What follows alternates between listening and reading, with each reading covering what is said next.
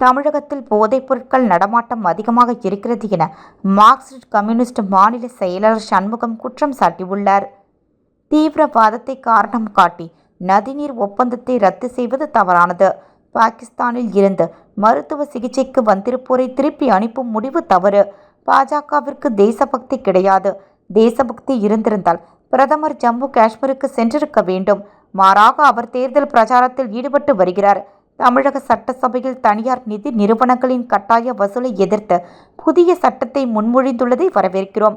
தீவிரவாத தாக்குதல் தொடர்பான மத்திய அரசின் நடவடிக்கைகள் காங்கிரஸ் ஆதரவு தெரிவிக்கிறது என்பதற்காக நாங்களும் ஏற்றுக்கொள்ள வேண்டியதில்லை.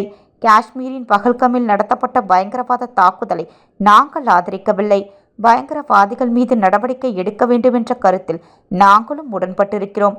தமிழகத்தில் போதைப் பொருட்கள் நடமாட்டம் அதிகமாக இருக்கிறது. வெளி மாநிலங்களிலிருந்து கடத்தி வந்து விற்பனை செய்பவர்கள் மீது தமிழக அரசு கடுமையான நடவடிக்கை எடுக்க வேண்டும். இதில் சமரசம் இல்லாமல் தமிழக அரசு செயல்பட வேண்டும். போதைப் பொருட்கள் விற்பனைக்கு உதவுபவர்கள் உடந்தையாக இருக்கும் அதிகாரிகள் மீது கடும் நடவடிக்கை எடுக்க வேண்டும். இவ்வாறு அவர் கூறினார்.